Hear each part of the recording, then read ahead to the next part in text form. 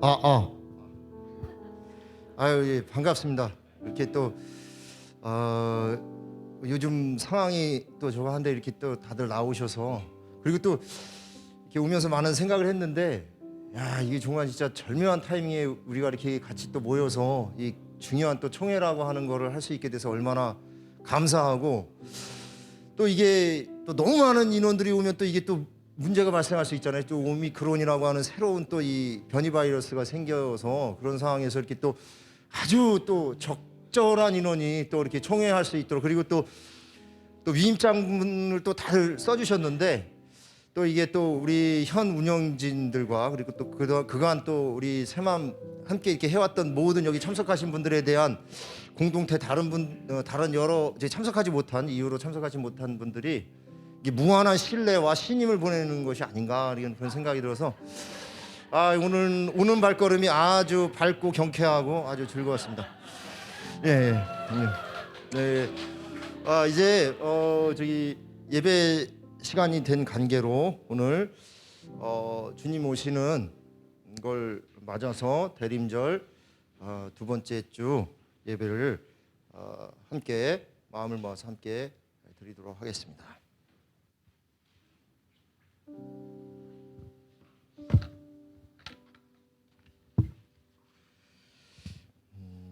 여는 찬송 98장 예수님 오소서 함께 찬양하도록 하겠습니다.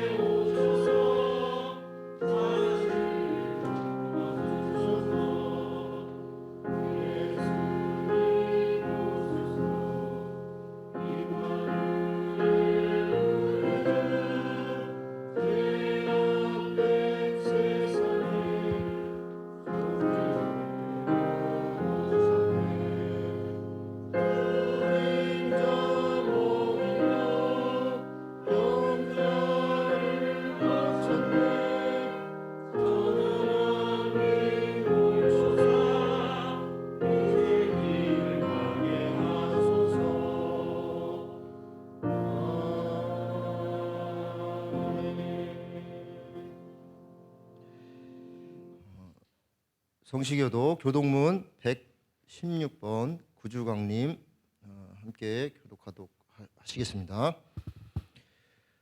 이새의 줄기에서 한 싹이 나며 그 뿌리에서 한 가지가 나서 결실할 것이요,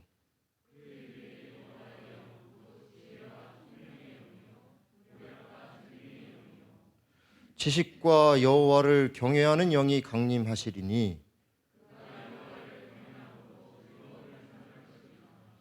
그의 눈에 보이는 대로 심판하지 아니하며 그의 귀에 들리는 대로 판단하지 아니하며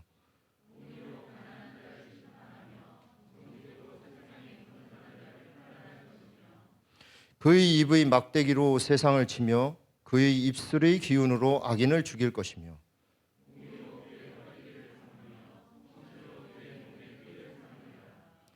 그때 이리가 어린 양과 함께 살며 표범이 어린 염소와 함께 누우며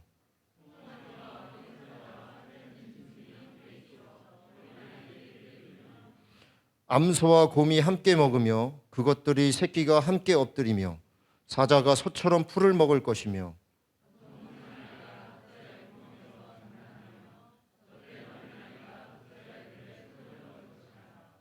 내 거룩한 산 모든 곳에서 해됨도 없고 상함도 없을 것이니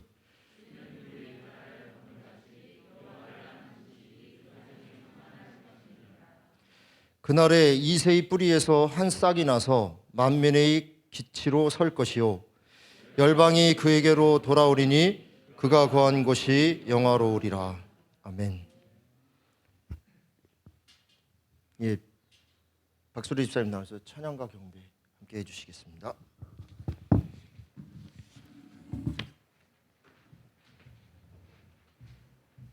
네, 안녕하세요. 네, 반갑습니다. 나오네요. 네. 잘 들리시나요? 네. 네, 저희 같이 오늘 찬양했으면 좋겠습니다. 코로나 확진자 수가 하루에 5,000명이 넘는 비정상이 정상이 되어가는 일상을 살면서 불안한 일이 날로 늘어나지만 동시에 깊어져가는 것이 있다면 하나님을 향한 우리의 믿음이고 단단해져가는 것이 그분이 주시는 소망이기를 바라게 됩니다. 이 시간 함께 찬양하시면서 주님을 믿고 의지하는 우리의 마음을 함께 고백하기를 원합니다. 하나님의 은혜로 함께 찬양하시겠습니다.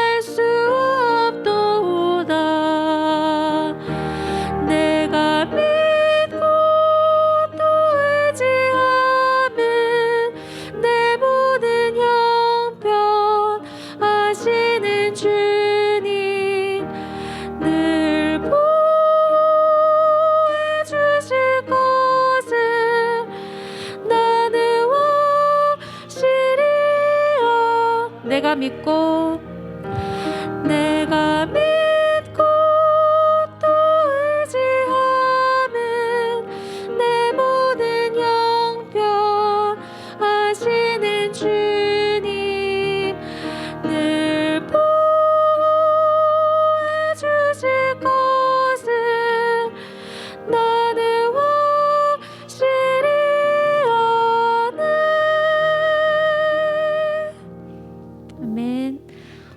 선한 목자 되신 주님께서 우리를 늘 보호해 주시고 지켜 주시니 우리가 때로는 흔들리더라도 완전히 넘어지지 않음을 믿습니다.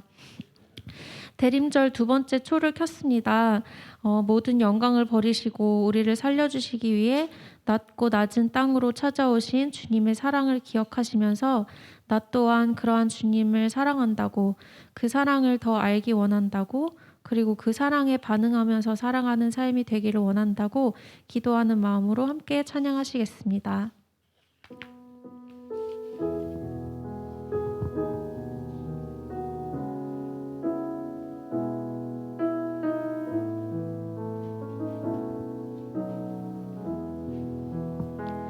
주를 향한 나의 사랑을 주께 고백하게 하소서. 아름다운 주의 그늘 아래 살며 주를 보게 하소서. 주님의 말씀 선포될 때에 땅과 하늘 진동하리니 나의 사랑 고백하리라. 나의 구주 나의 친구 부드러운 주의 속삭임 나의 이름을 부르시네. 주의 능력 주의 영광을 보이사 성령을 부소서.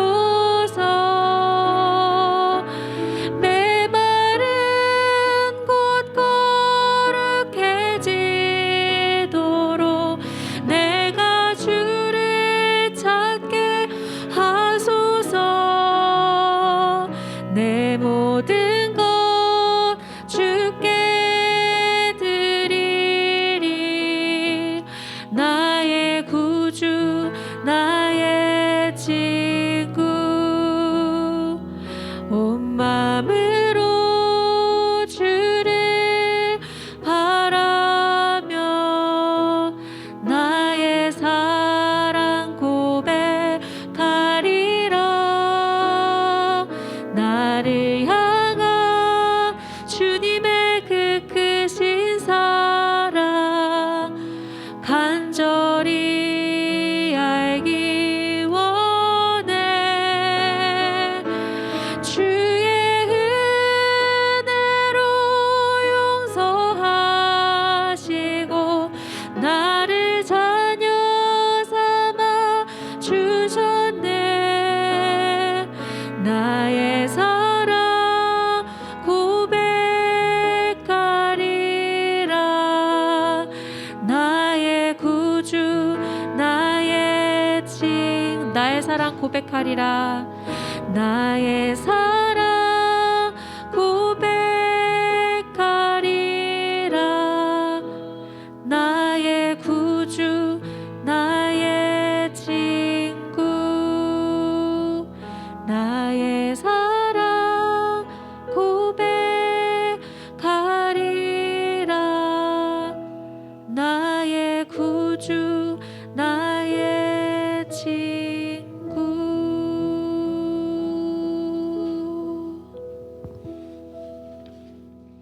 묵상하시면서 예배 이어가시겠습니다.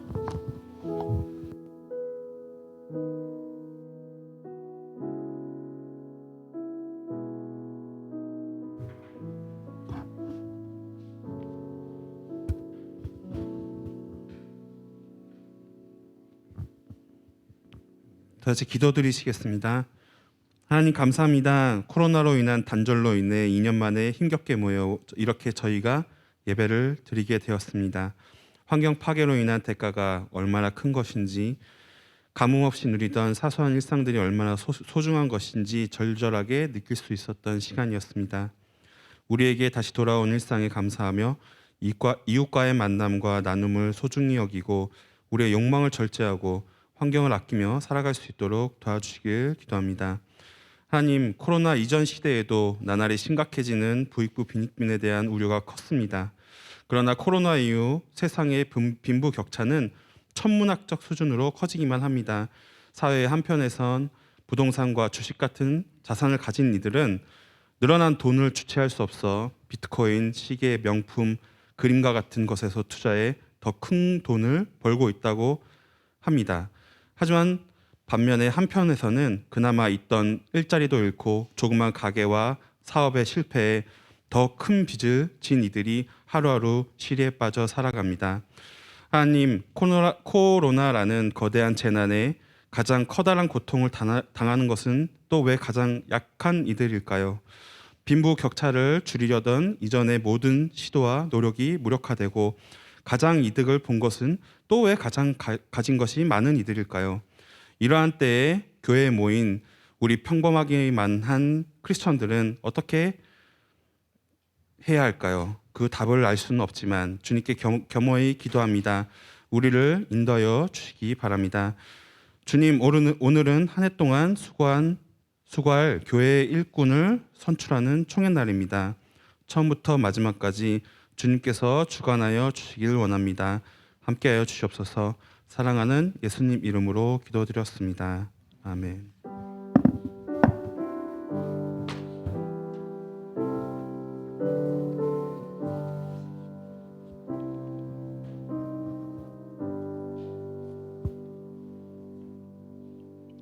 예, 이 시간은 봉헌 시간입니다. 함께 일어나셔서 봉헌하도록 하겠습니다.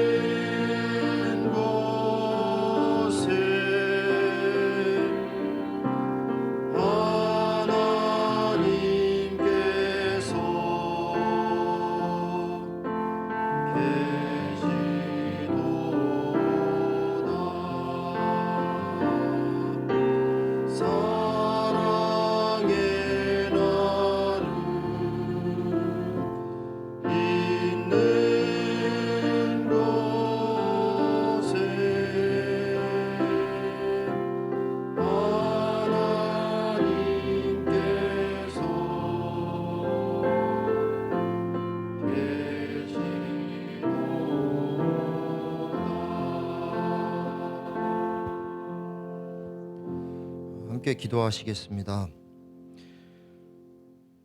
이 봉헌을 통해 우리 존재 가치가 소유의 많고 적음에 있지 않음을 고백합니다. 주님께서 보이신 사랑을 따라 이 땅의 작고 연약한 이들과 나누고 연대하며 살아가기를 다짐합니다. 그런 하나님 나라를 꿈꾸고 살아가기를 소원합니다. 예수님의 이름으로 기도합니다. 이명희 장로님께서 나오셔서 성경 봉독해 주십시오.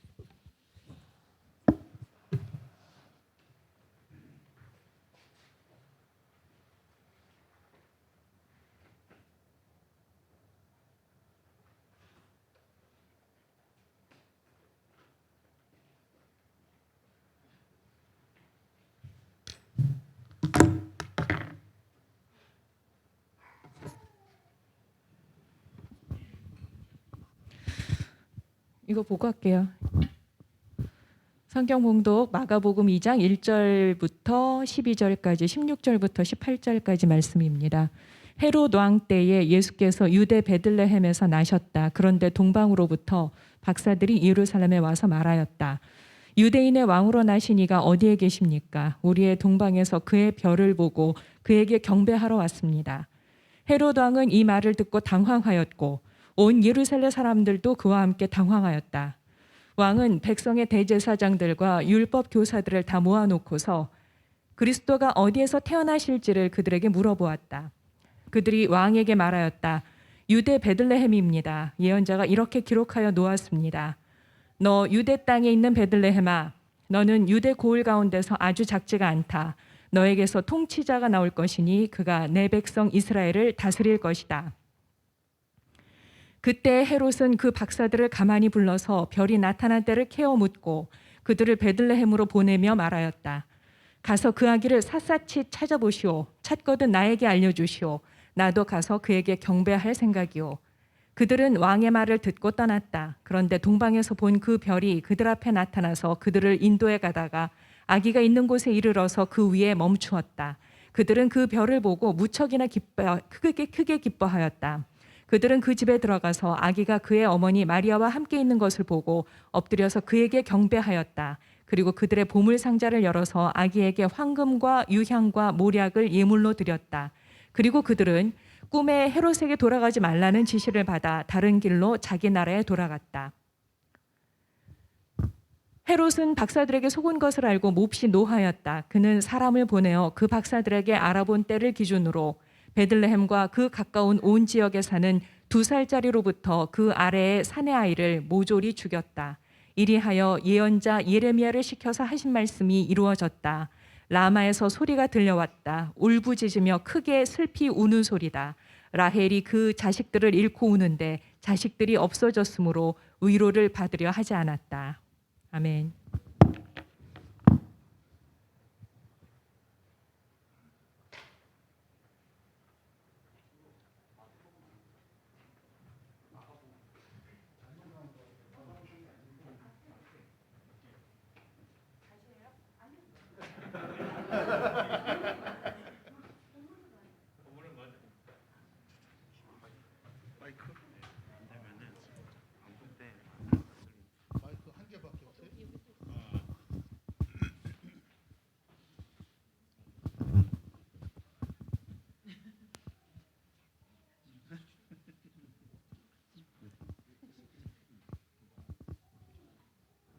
차렷 인사.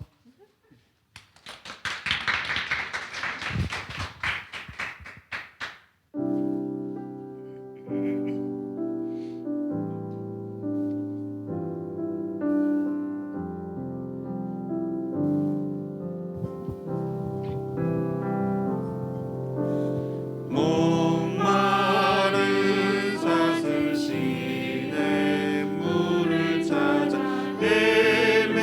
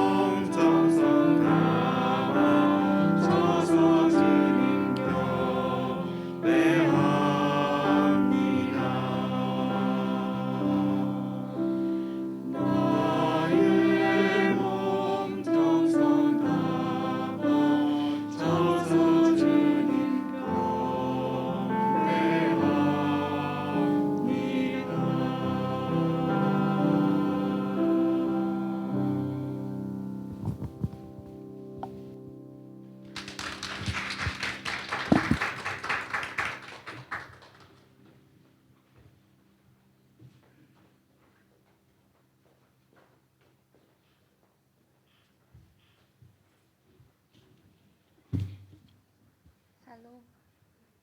마이크를 켜주세요. 하나 둘 셋, 하나 둘 셋, 하나 둘 셋. 아, 마이크를 제가 켜야 되는 거예요. 이런 놀라운 일이? 이런 마이크를 제가 켜야 하는 거였어요? 켰어요. 네, 샬롬. 뭐 여기 할렐루야까지. 네, 마스크를 벗었어요. 오늘을 위해서 집 밖에 나가지 않았습니다. 네, 너무 위험한 상황인데, 그죠? 그 위험을 뚫고 이 자리에서 이렇게 얼굴을 대할 수 있어서 그래도 좋네요. 걱정한 건 걱정한 거고 좋긴 좋네요. 네, 다행입니다. 네, 우리는 지난 주일부터 대림절을 지나고 있습니다. 네, 그렇죠? 그래서 지난주에는 보라색 초 하나를 켰고 오늘은 조금 옅은 보라색 초까지 2개의 초를 켰어요. 보라색부터 예수님을 상징하는 빛의 그 하얀색까지 점점 밝은 색으로 나아가는 거예요. 이 보라색은 땅을 상징하는 붉은색하고 하늘을 상징하는 하늘색이 만나서 결합된 색이거든요. 그래서 우리는 이렇게 테이블 위에 얹은 보라색을 그냥 보라색 하나의 천을 사용하는 것이 아니라 비치는 천을 사용해서 붉은색 위에 파란색 천을 덮어서 그래서 보라색을 표현하고 있습니다. 그래서 여러분들이 보라색을 볼 때마다 이 땅과 하늘의 만남을 떠올리게 되면 좋겠습니다.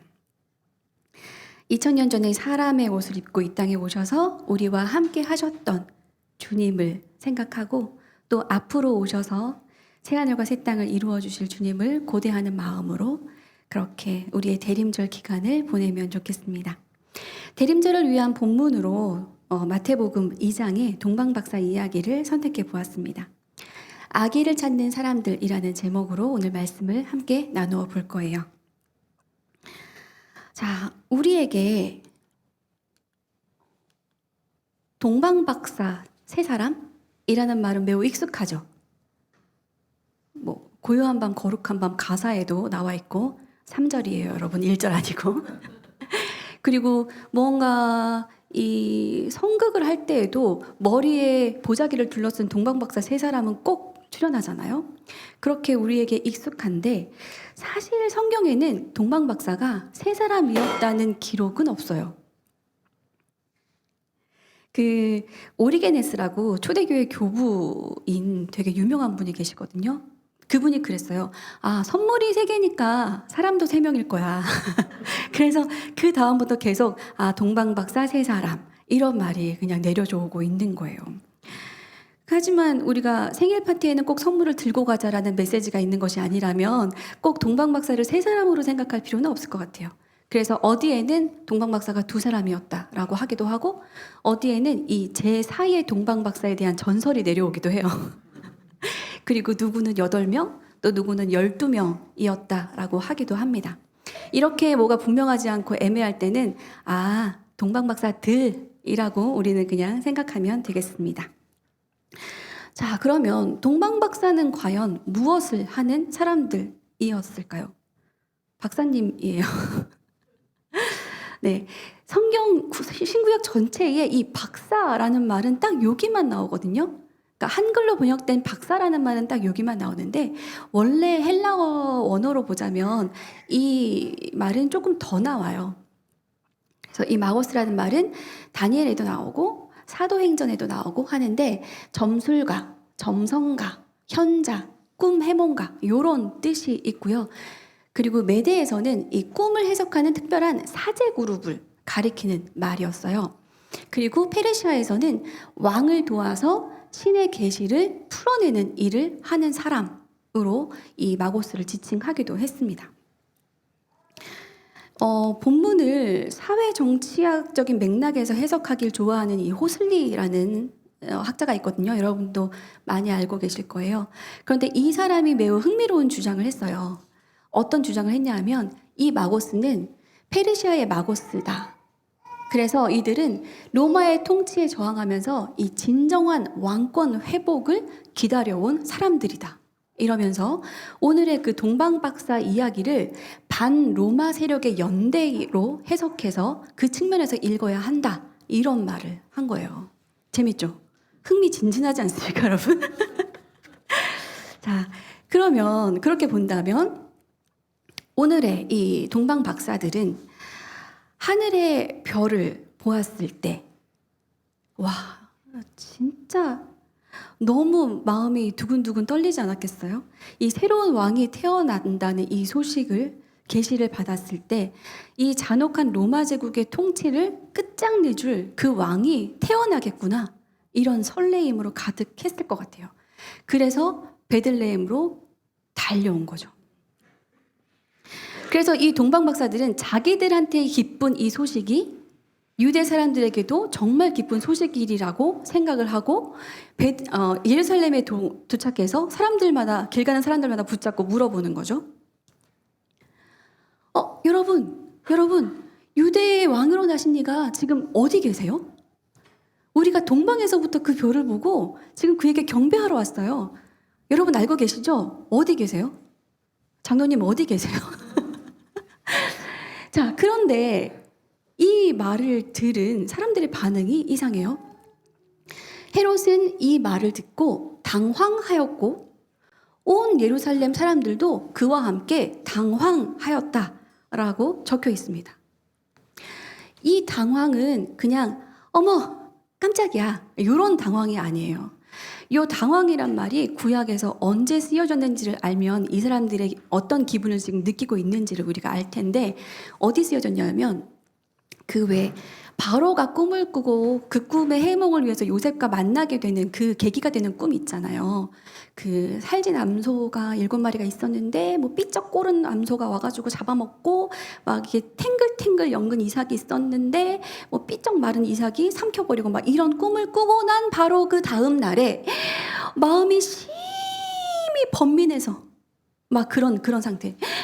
왜 이런 꿈이? 나에게 이런 꿈이? 마음이 심히 번민한 상태에 그런 상태를 표현하는 말이 이 당황함이고, 그 다음에 이 보아스가 이 추수를 끝내고 그것을 지키려고 타작마당에서 잠이 들었는데 밤에 아무래도 이상한 기분이 들어. 그래가지고 눈을 딱 떴는데 롯이 자기 발치 아래 누워 있는 거죠. 보았을 때의 그 기겁함, 그 당황함이고, 그리고 또 어떤 때냐면 다윗 왕이 압살롬이 죽었다는 소식을 듣고 마음이 찢어질 듯 아파서 왜 이런 일이 일어났지? 하며 이렇게 비통하고 하는 그런 당황함이에요. 그러니까 이 당황함이 이런 정도의 기분인 거예요. 그런데 지금 동방박사들이 와서 당신들에게도 지금 왕이 태어났어요 라고 하는데 지금 사람들은 이런 심정을 지금 느끼고 있는 거예요. 자, 왜 그럴까요? 이분이 이제 헤롯 대왕입니다. 이 헤롯으로 말할 것 같으면 그 로마 제국에 완전 충성을 다하는 말 잘 듣는 사람이었어요. 왜 그런 사람 있잖아요. 숙제를 뭘 내주면 그 숙제보다 더 해서 더 빨리 제출해서 선생님한테 이쁨을 받기 위해서 눈을 초롱초롱하고 있는 그런 사람이 바로 이 사람이었어요. 그래서 다윗 황제의 예쁨을 받기 위해서 엄청 애를 쓰는 그런 사람이었어요. 그리고 이 사람은 사실은 유대인은 아니었어요. 오히려 유대인이 조금 경멸하는 에서의 후손 이두메인이었거든요. 그래서 약간 이 사람은 뭐랄까 권력 유지에 대한 불안증 같은 게 있었던 것 같아요.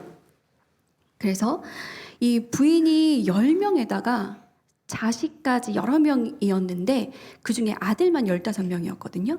그런데 뭔가 자기의 이 위치에 조금이라도 위협이 될 만한 건이 있으면 부인과 자식까지도 죽여버리는 그런 사람이었어요.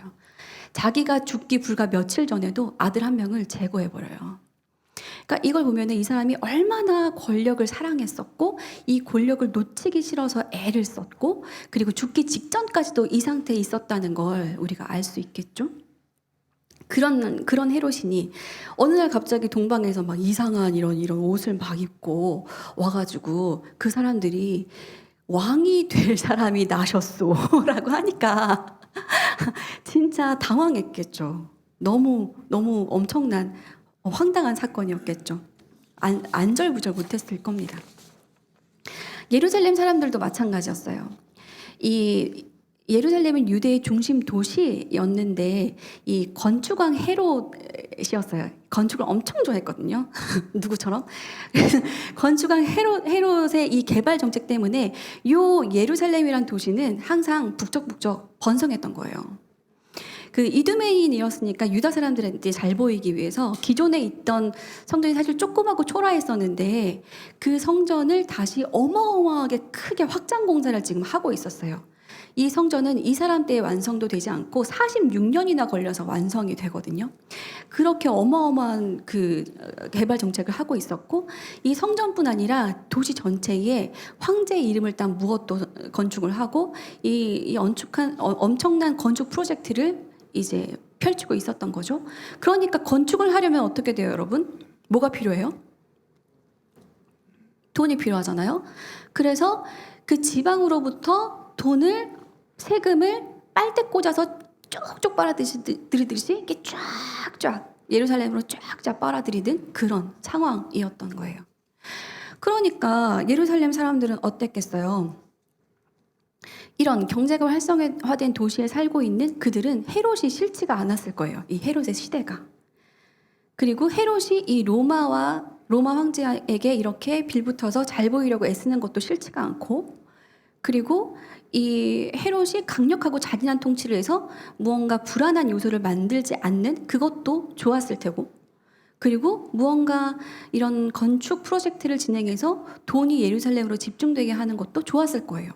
그러니까 예루살렘 사람들에게 헤롯은 좋은 왕, 매우 훌륭한 왕, 그랬던 거죠. 그러니 이 사람들도 헤롯처럼 이 동방 박사들의 말을 들었을 때 당황했어요. 왜 일어나서는 안 될 일이 벌어졌던가? 왜 우리에게 이런 나쁜 소식이 전해지는 건가? 이렇게 생각을 했겠죠. 왜냐하면 그들의 평화가 깨질까 봐. 그들을 많이 누리고 있는 그 평화가 깨질까 봐. 자, 당황한 헤롯은 대제사장들과 율법 교사들을 다 불러들여서 비상회의를 소집합니다.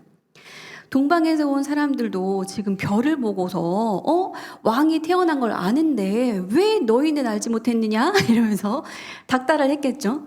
그러면서 이렇게 묻습니다. 그리스도가 어디에서 태어나실 것 같아? 너희들이 알기로는 지금 어때? 하니까 그제서야 이제 사람들은 막 이제 머리를 짜내는 거죠. 어떡하지? 이거 못 맞추면 우리 큰일 났는데 어떡하지? 하다가 그제서야 미가서의 5장 2절 말씀을 기억해냅니다. 아, 유대 베들레헴이에요. 예언서에 이렇게 적혀 있는 걸 제가 지금 생각해냈어요. 이렇게 말했겠죠. 너 유대 땅에 있는 베들레헴아, 너는 유대고을 가운데서 아주 작지가 않다. 너에게서 통치자가 나올 것이니 그가 내 백성 이스라엘을 다스릴 것이다. 이렇게 적혀 있어요. 이렇게 말을 했겠죠.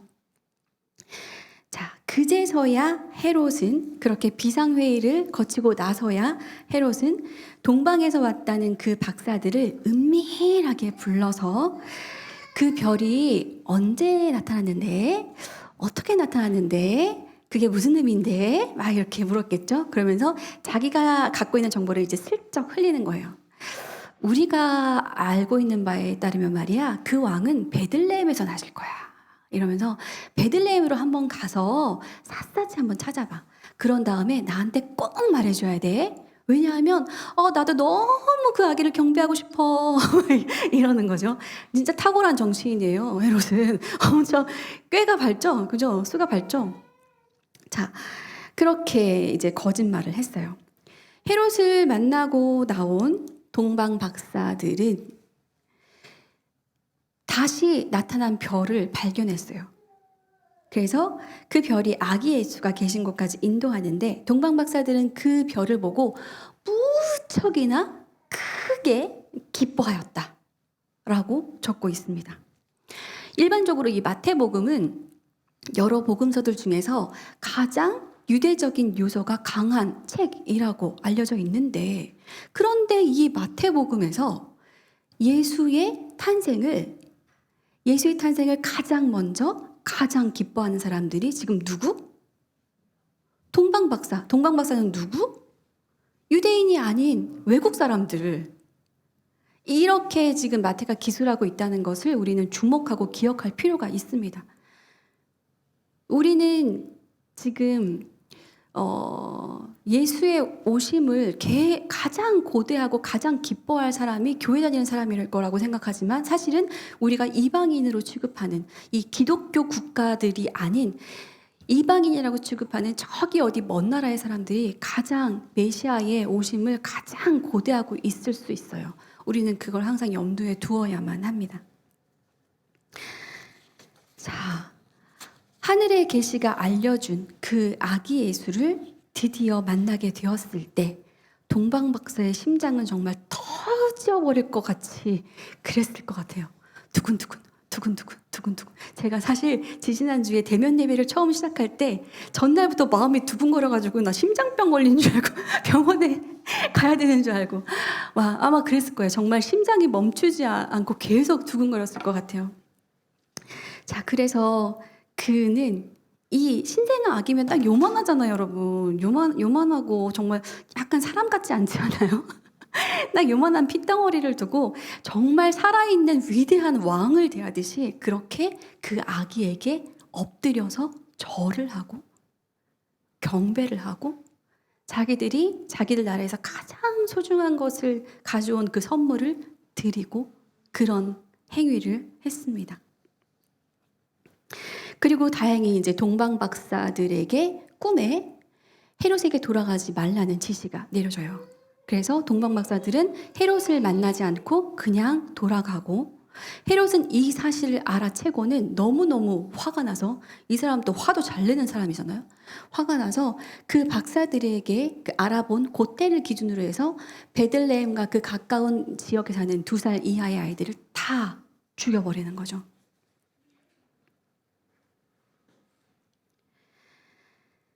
오늘 본문은 이렇게 아기를 찾는 이야기이고요. 아, 오늘 이 본문을 하는데 아기가 와가지고 너무 반갑네요, 여러분. 아기를 찾는 사람들이라는 본문을 할 때 우리 네? 예원이.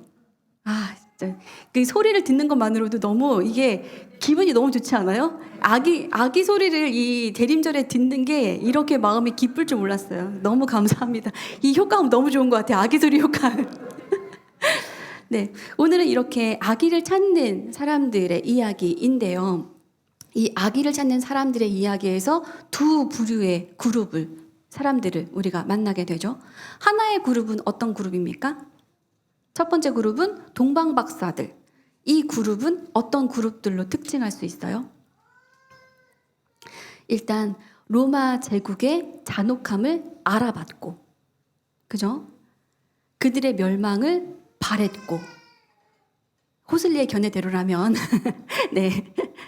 그리고 그래서 하늘에 관심을 두고 계속 계시를 기다렸고, 그래서 하늘의 계시가 있었을 때, 별이 나타났을 때 그것을 알아봤고, 그래서 그 별을 따라서 먼 곳을 이동할 만큼 열정이 있었고, 그리고 그 자기가 발견한 그 계시가 현실이 된 그 존재 앞에서 자신의 소중한 것을 다 내어드릴 줄 알았고, 그런 사람들인 거죠.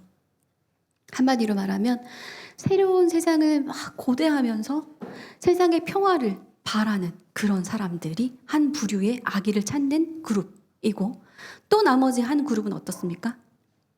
헤롯과 예루살렘 사람들. 그들은 어땠죠? 그들은 새로운 세상을 기대하지 않았어요. 로마 제국에 빌붙어서 충분히 이득을 취하고 있었거든요. 그게 만족스럽고 배불렀던 사람들.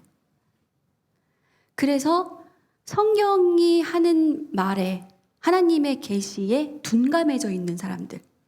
왜냐하면 뭘 기다릴 필요가 없으니까. 그냥 말씀에 둔감해져 있는 사람들. 그리고 새로운 세상이 올 것 같으면 그것을 짓밟아 버리는 사람들.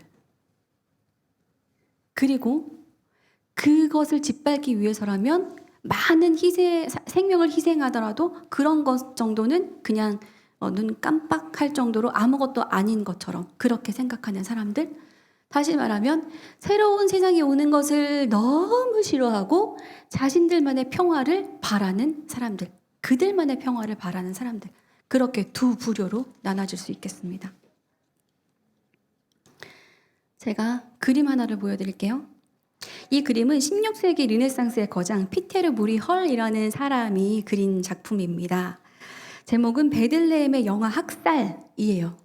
그런데 그림 속의 내용은 1세기 팔레스타인의 내용이 아니라 지금 16세기에 이 부리얼이 살던 시대의 내용을 담고 있어요. 이때는 스페인이 네덜란드를 지배하던 때여서 스페인의 잔혹성을 고발하기 위해서 이 그림을 그렸다고 해요. 그래서 이거는 네덜란드의 농가 마을이 배경이고 군인들은 로마 군인들이 아니라 지금 스페인 군인들인 거예요. 자, 그런데 그림을 잘 보면 이상한 점이 있어요. 혹시 지금 이 상태로는 잘 안 보이시죠? 확대를 해볼게요. 자, 뭔지 아시겠어요? 이 그림의 제목은 영아 학살이잖아요. 그런데 지금 영아를 학살하는 게 아니라 지금 칠면조와 돼지를 잡고 있어요. 동물을 잡고 있어요. 자, 왜 이런 그림, 왜 그림이 이렇게 되어 있을까요? 이게 어떻게 된 거냐면 부리얼이 죽은 다음에 이제 신성 로마 제국의 황제가 루돌프 2세가 이 제국의 잔혹성을 폭로하는 이 그림이 불편했던 거죠. 그래서 아기로 되어 있는 부분을 다 동물로 수정해서 바꿔놓은 거예요. 원래 그림은 요랬다 그래요. 저 아까 확대된 부분이 저 윗부분인데 지금 저 동물이 있던 자리에 아기가 있는 거 보이시죠? 자, 그러면 바로 이런 질문이 들 수 있죠. 그림이 수정됐는데 원본은 왜 남아있는 거지? 이건 어떻게 된 거지? 이런 질문이 있을 수 있는데 이건 왜 그러냐면 이 사람의 아들도 아빠의 그림체와 좀 비슷한 화가였는데 자기 자신의 그림도 그렸지만 아빠가 워낙에 유명한 사람이니까 아빠 그림을 이렇게 복제해가지고 파는 걸 많이 했다 그래요. 그래서 다행히 그 아들의 그 행위 덕분에 이런 그림이 남아있다고 합니다. 자. 그래서 이 동방박사와 헤롯이 대비되는 것처럼 이 부리헐과 루돌프 2세라는 이 두 그룹이 또 대비가 되죠. 새로운 세상이 오기를 바라는 사람, 뭐라도 하는 사람, 폭로하는 사람, 이런 사람과 무언가 이런 낌새가 생기면은 덮으려는 사람, 이렇게 두 부류로 또 나눠지는 것 같습니다. 그러니까 제국의 시대는 지났지만 오늘날까지도 여전히 이런 것 같아요. 두 부류가 있는 것 같아요. 여러분은 어때요? 여러분은 새로운 세상이 오기를 고대하는 사람들입니까? 아니면 새로운 세상이 오기를 두려워하는 사람입니까? 어떤 사람인가요, 여러분? 우리 요즘 대림절 한 줄 묵상 챌린지를 열심히 하고 있습니다. 많은 분들이 참여해 주셔가지고 저는 되게 은혜롭고 좋더라고요. 다른 사람의 묵상을 읽는 게 너무너무 참 좋더라고요. 뭔가 내 집 반찬만 먹다가 다른 집 반찬 먹으면 새롭고 맛있는 것처럼, 그리고 또 묵상하시는 게 굉장히 다양하니까 본문을 되게 다각도로 묵상할 수 있게 되는 것 같아요. 그런데 며칠 전에 혜경 집사님이 올려주신 묵상을 보고 제가 많은 생각이 들었어요. 맨 아래 혜경 집사님이 어떻게 적었냐면, 나는 진정 예수님을 기다리고 있는지 물어봅니다. 왜 기다리고 있는지 되물어봅니다. 답을 찾기를 기도합니다. 이렇게 적어주셨어요. 이걸 읽고서 저도 모르게 속으로 그러게 그러게 말이야, 그러게, 이런 말이 나와버렸어요. 우리는 진짜 예수님을 기다리고 있을까요? 왜 기다리고 있을까요? 저도 이제 잠깐 생각을 해본 거죠. 난 지금 당장 예수님이 왔으면 좋겠나? 나는 예수님 기다리고 있나? 그런데 제가 며칠 전에 고양이를 집으로 데려오게 되었어요. 아기 고양이를 집으로 데려오게 되었는데 가장 먼저 얘가 떠오르는 거예요. 지금 저는 이 생활이 너무 좋은 거예요. 너무 행복하거든요. 이 고양이를 갖게 되면서 오는 행복감이 너무 커서 지금 당장 예수님이 오시면 우리 고양이와 지내는 이 생활이 이건 어떻게 하지? 라는 생각이 드는데 여러분 아시잖아요? 아무것도 없고 달랑 고양이 한 마리 있는 저도 이런 생각을 할 정도인데 만약에 이것저것 풍성하게 많이 있는 사람들은 진짜 예수님 오시는 거를 기다리지 않겠구나라는 생각이 들었어요. 왜 굳이 예수님 오시기를 기다리고 있겠어요? 그렇게 많이 갖고 많이 누리고 이대로 평생 살아야 되는데.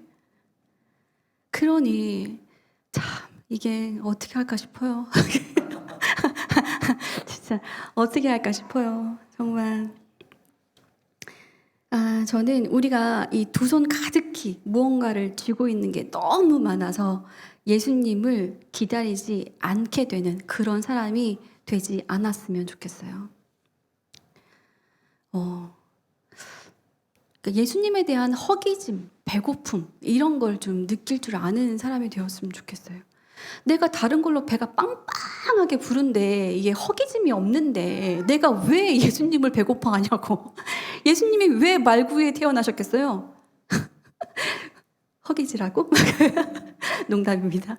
우리는 예수님을 배고파해야 돼요. 예수님을 허기져 해야 돼요. 너무 배고프고 너무 허기져서 예수님이 정말 빨리 오셨으면 좋겠다. 어떡하지? 어떻게 살아? 이 세상을 어떻게 살아가? 진짜 힘들어 죽겠는데 이 고통 속에서 어떻게 하루하루를 견디란 말이야. 왜 오늘 당장 지금 당장 안 오시는 거야 도대체 왜? 올 타이밍이 아닌데 왜? 그러니까 그런 배고픔을 느낄 줄 아는 우리가 되었으면 좋겠어요. 그런 배고픔을 느끼지 않으면 우리는 기독교인이 아닌 거예요. 그건 그냥 예수를 믿는 그리스도교라는 집단에 들어가서 멤버십을 형성하고 있는 걸 그냥 즐기는 사람들 정도로 우리를 규정할 수 있는 것이지, 정말 예수님을 따르는 이것이 신앙이 되어서 우리가 그 신비에 몸을 던져서 이 세상의 고통소리가 나의 고통소리인 것처럼 그게 너무 아파서 정말 예수님이 빨리 오시기를 너무너무 바라는 마음이 들지 않으면 우리는 진정한 신앙인이라고, 기독교인이라고 할 수 없는 거죠, 여러분. 그렇지 않습니까? 2000년 전에 새로운 세상을 꿈꾸며 하늘의 메시지에 민감하게 반응했던 동방 박사들처럼 평화의 왕으로 오실 아기를 고대하고 그 아기를 찾아 나서는 우리 모두가 되기를 주님의 이름으로 간절히 축원합니다. 주님의 나심을 매우 크게 기뻐하고 주님을 정말 간절히 기다리는 우리 모두가 되기를 정말로 기도합니다. 우리가 그런 사람들의 모임이 되었으면 좋겠습니다. 저는 그게 교회의 존재 이유라고 생각합니다. 함께 기도하겠습니다. 우리 잠깐 마음을 모아서 내가 정말 주님을 기다리고 있는지 한번 생각해 보았으면 좋겠습니다. 나는 예수님 배고파하나? 난 지금 허기졌나? 나의 이 배부름은 어디에서 오는 거지? 나의 이 배부름은 세상의 물질에서 오는 것이 아닌가? 나는 왜 쓸데없는 것으로 이렇게 많이 배불러졌지? 나는 왜 이렇게 자꾸 세상의 것들을 배고파했지? 한번 여러분들 마음에 손을 얹고 느껴보시기 바랍니다.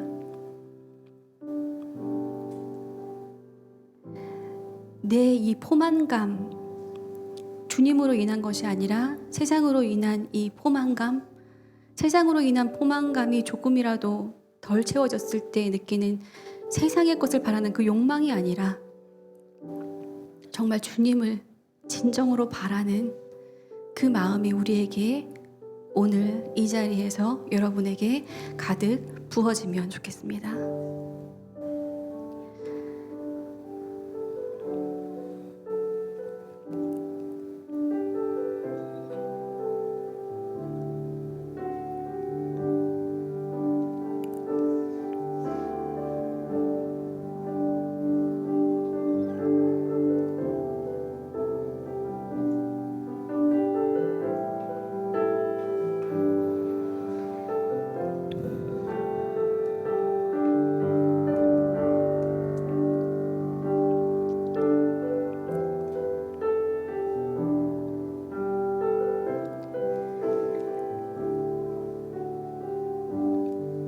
고통받는 이들을 위해 다시 오실 주님, 이 세상의 평화보다 내 몸의 평안만을 생각하기 바빴던 저희를 용서하여 주십시오.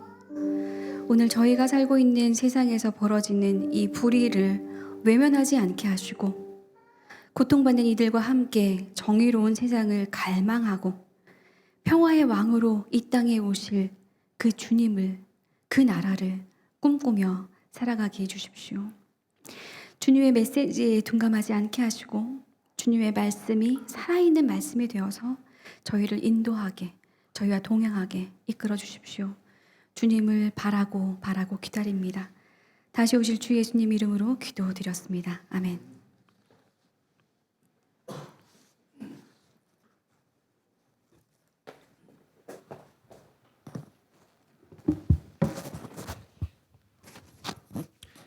예수님의 오심을 기대하는 마음으로, 그리고 새로운 세상과 평화를 고대하는 마음으로 다 함께 공동체를 위한 기도 함께 드리도록 하겠습니다. 제가 번호 같이 다 함께 읽도록 하겠습니다. 1. 위드 코로나의 희망을 가진 지 얼마 안 되어 변이 바이러스가 나오고 다시 경제적 어려움의 소식들이 들려옵니다. 다양한 어려움에 처해 있는 이들에게 주님께서 위로해 주시고 이 국면을 잘 이겨나갈 수 있는 힘 주시길 기도합니다. 2. 사람보다 돈이 우선되는 요즘입니다. 돈과 권력이 소수에게 집중되고 그 소수에게 포함되지 못한 사람들은 플랫폼의 일부가 되어버린 듯 합니다.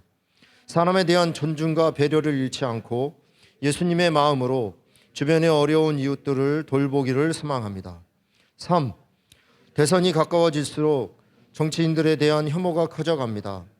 우리를 지혜롭게 하시어 온전한 판단으로 바른 대통령을 선출하도록 역사하여 주시길 기도합니다. 4.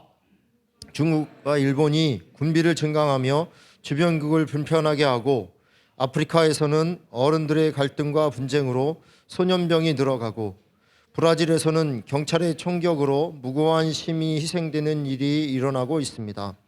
모든 나라들을 평화와 안전으로 다스려 주시고 부디 힘없는 자들의 탄식에 응답하여 주시길 기도합니다. 2, 3분 동안 기도하도록 하겠습니다.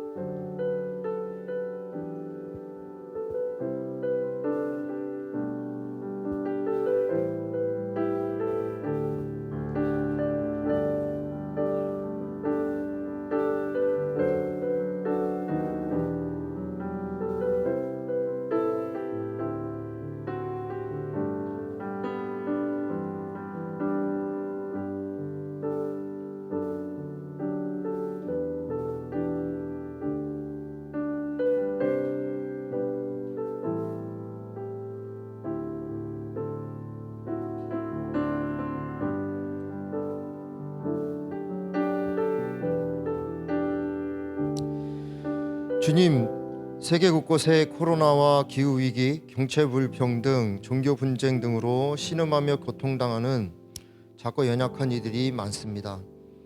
심하게 기울고 희워지고 부러진 공정과 정의, 생명의 가치가 다시 세워지고 회복되는 하나님 나라를 꿈꾸지 않을 수 없습니다. 약하고 작은 이들을 적극적으로 지지하고 편들어주는 사랑의 연대를 과감하게 또한 지속해가는 우리 새맘 되게 하여 주십시오. 예수님의 이름으로 기도합니다. 다 함께 635장 주기도성 함께 하겠습니다.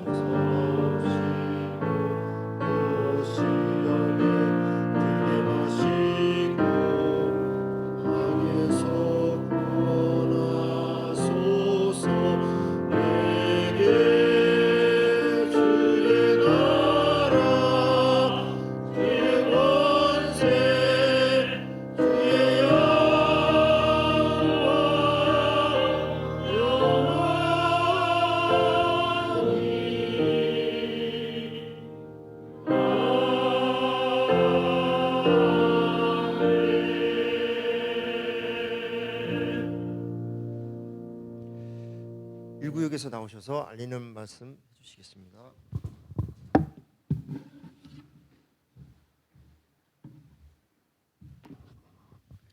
네, 알리는 말씀. 첫 번째, 오늘은 대림절 두 번째 주일입니다. 평화의 왕으로 오신 예수 그리스도의 나심을 묵상하며 이 땅의 평화를 기원하며 성탄을 준비합시다. 그리고 오늘 예배 후 인사총회가 있으니 오늘 오신 분들은 한 분도 빠지지 마시고 다 참석해 주시면 좋겠습니다. 그리고 어려운 시기에 새 마음을 이끌어 주셨던 2021년 운영위원들과 구역장님들께 깊은 감사를 드립니다. 그리고 4번 대림절 지금 한 줄 묵상 챌린지가 진행되고 있습니다. 우리 꾸준히 또 해주시면 감사하겠습니다. 그다음에 수요 통독 모임 존 폴킹혼의 코크 카오스 그리스도교 종교와 과학에 관한 질문들을 지금 계속 읽고 있는데요. 많은 관심 부탁드리고 수요일 저녁 8시 교회 줌으로 열립니다. 기억하시기 바랍니다. 그리고 오늘 오후 5시 세월호 예배가 줌으로 진행됩니다. 잊지 않고 함께해 주시면 감사하겠습니다. 그리고 새만 기금 준비되어 있으니 필요하신 분들은 이주영 집사님에게 문의해 주시면 되고요. 그다음에 또 건강과 생활에 어려움을 겪는 모든 교우님들과 그 가족을 위해서 우리 항상 기도하시면 감사하겠습니다.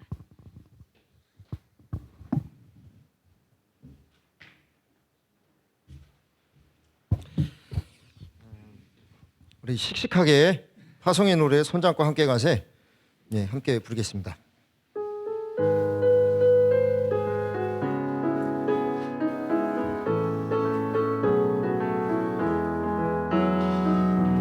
걸어가는 이 길이 결코 처음 만든 일은 아니야.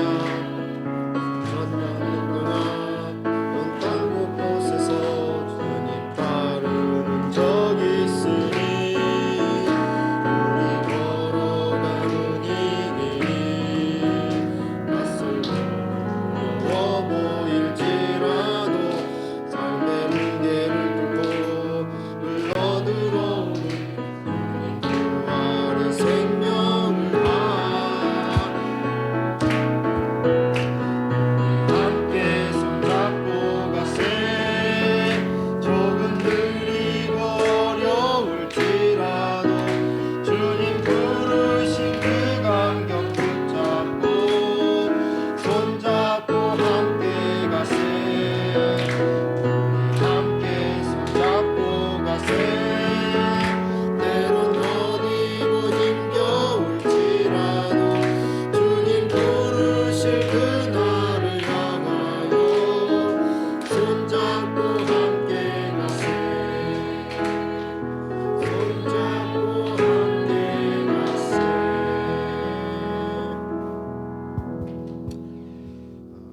다 함께 공동 축도하심으로 예배를 마치겠습니다.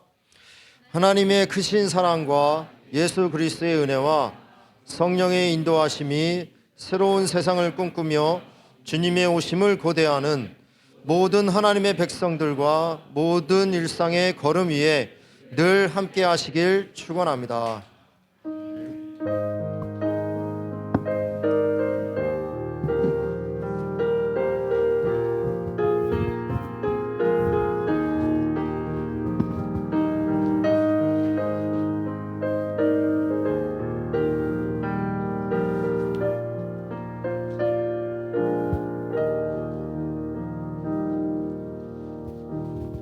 예, 예배